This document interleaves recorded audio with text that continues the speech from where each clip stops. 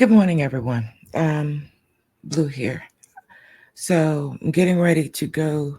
I have an early MRI on my knee that's busted up, but I haven't been able to rest all night. And finally, I said, I gotta say something. And this has been sitting on me for a while, but I have to say, I don't have a choice to say what I say. And this is coming from a very special place, one that I'll reveal is going to be shocking to many of you. Um, and I know why I'm having to do this, and I'm not grieved by that. In fact, I'm on fire to make this message. No one may ever even see this message, and the intended recipient of this message may never see it. But one thing I know for certain is that every word that comes forth from my mouth is action. Every word that comes from my mouth is a full throated manifestation. Nothing that comes out of my mouth is by accident. It's very deliberate, it's pointed, it is weighted heavily in spiritual energy. Ashe. So, this message is for you, Candace Owens. Candace, I need you to know this right here is that I've never liked you.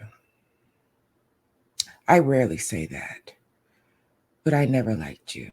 I never liked the you that was presented to me when I saw you on a video shortly after the death of George Floyd. And let me tell you why that is so meaningful to me.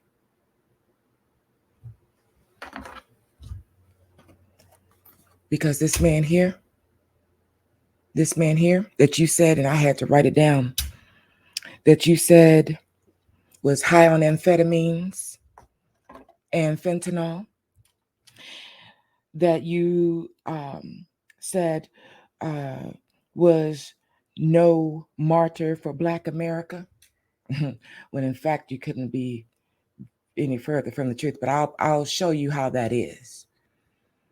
You said he wasn't a nice person, and you want to separate yourself from that narrative that we were making him a martyr. You want to make sure that you showed your handlers, your masters, that I'm not like them, boss. I'm different. Yes, sir. I'm not like them. What you want me to do? And I can say that too. I used to be married to a white man as well. And we still cool. He ride for us really hard. You understand? But I digress. You said all of these things about George. And let me tell you something. While I did not get the chance to meet him in person, in fact, the first time I laid eyes on him physically, he was laying like a king in that gold coffin in Houston, Texas. But what you have to know is that when he died, when it happened, it felt weird to me, but I couldn't understand. It was a different weird than any other catastrophic event where I've seen our brothers and sisters be lynched publicly, right? I couldn't let it go.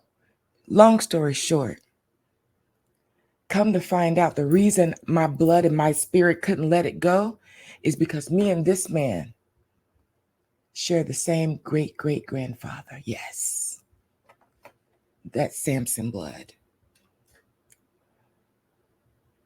We share the same blood. So now you see why this is really personal for me. And ever since I found that out, I have been riding for him ever since.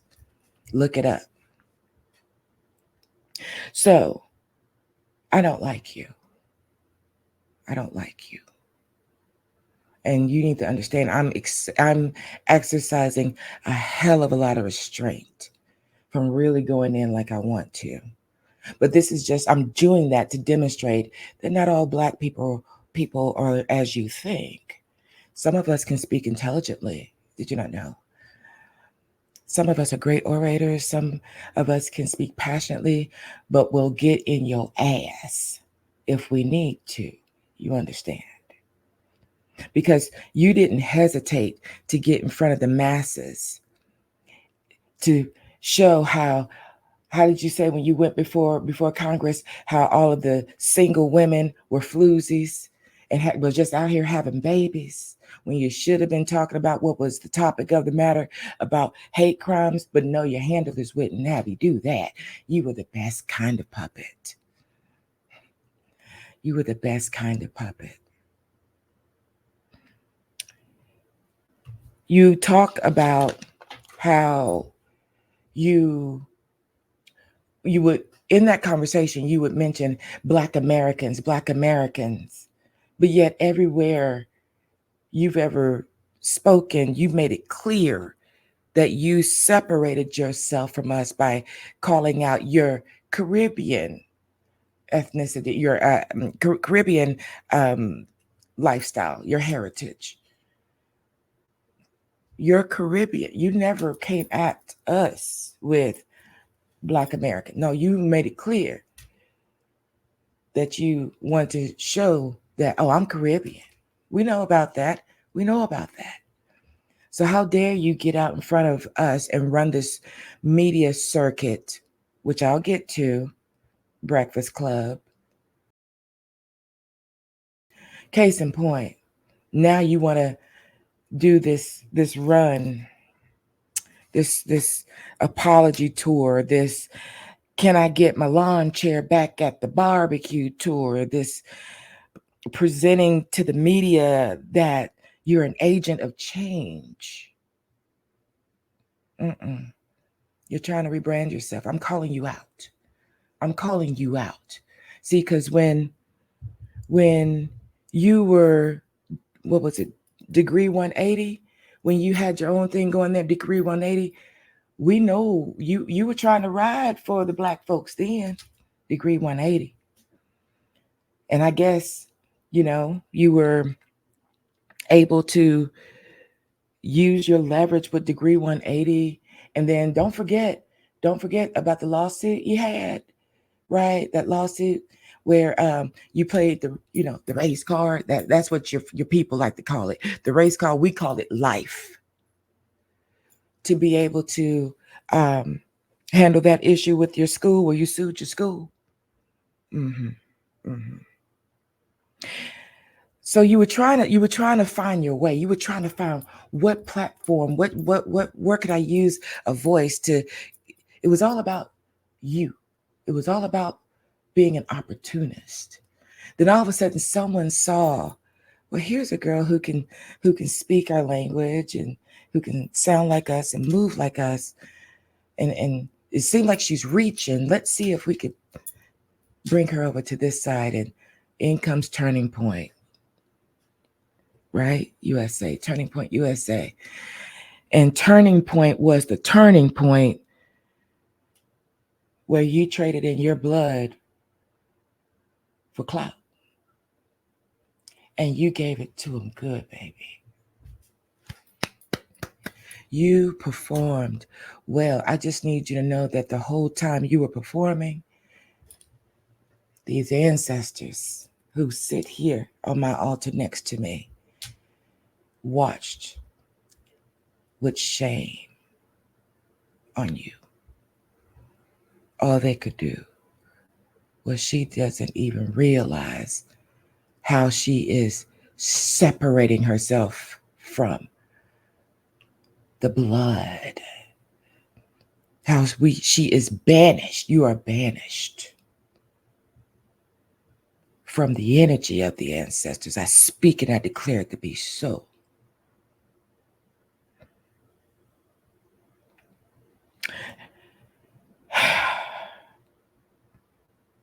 Dave Chappelle, I learned that he made a statement that said that George Floyd wasn't the one we chose, but he was the one that was chosen. See, you don't understand how magnificent that is. You don't understand the depth in what that statement really means. See, I'm gonna give it to you what it really means. While you sit here and would say everything bad about this man who is my distant cousin, whose blood still runs in my veins, what you didn't know is that he was on assignment. See, now I'm having to level up and I'm having to go into blue. I can't be Tangela right now. See, right now you're getting Tangela. Now I'm going into blue. And see, what you didn't know, and most folks didn't know unless you were tapped in, what you didn't know is that what happened with George absolutely happened by design. See, we were right in the grasp of a pandemic where everybody had to sit down and be still and watch, because 400 years had gone by. And see, now there's Jubilee that has to come. See, it's real. But before that could happen, it had to be on display what America has done to Black America. And what way to demonstrate it? By to send this man who wasn't perfect by any stretch, but from what I've heard from people who knew him and loved him, that he'd give you the shirt off his back. I can believe that because that's what my family does. That he just had a good energy about himself, right? That he took care of you. I can believe that because that's what my family does. That's what people of my blood know to do, bar none. I can believe that. Was he perfect? Because he wasn't perfect. No. He had shit just like everybody else got shit, just at a different level. But that's what made him perfect for that opportunity. Because as he lay there with that knee on that neck, as he cried out for his mama, pissing on the ground, the ancestors were there. And when he left them, they carried him up. And they carried him up as a king, honey. So he served his purpose. As much as you sit here and bash George, he served his purpose. In fact, it was a purpose that he designed before he even came to this earth. See, I'm going to take you deep like your ancestors used to go. He came for that moment, and it was fulfilled. So now, everyone speaks against his name. I decree and declare it to be so. Everyone like you who said he was a horrible person and he was this, and judgment is upon you. Your little tour going to the Breakfast Club, who didn't even have the balls to sit here and call you into account. But hey, y'all worship the same master, so why not? They're not going to go too far.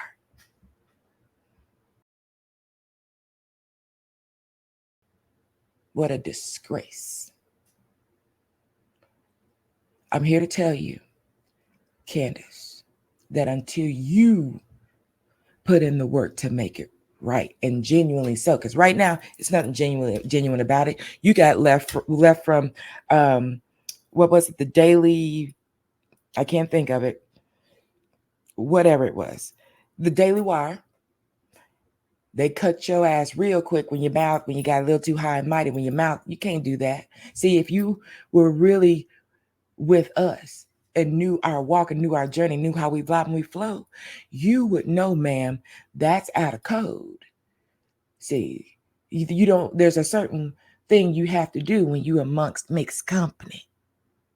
See, you probably hadn't heard that phrase, because remember, you always say, I'm Caribbean. See, but the rest of us who have the Black American experience in the fullness of it, we know what that means. Well, see, you didn't. And so because you had a little voice and you got to sit in front of some high and mighty folks, You thought you was the absolute shit. I love it how they brought you to your knees. But here, darling, I need to let you know this is just the beginning. This is just the beginning. As this eclipse comes upon you, I tell you right now that everything that you've said wrong, that formed out of your mouth, is reverberated through you and throughout your generations. Nothing from you will prosper. Nothing. You are broken. You are banished. How dare you try to play us again? No, ma'am. Oh, no. We know who you are. You showed us. And no apology tour is going to fix that. Everything that you say and do is cursed. Ashe, ashe, ashe. And it is so.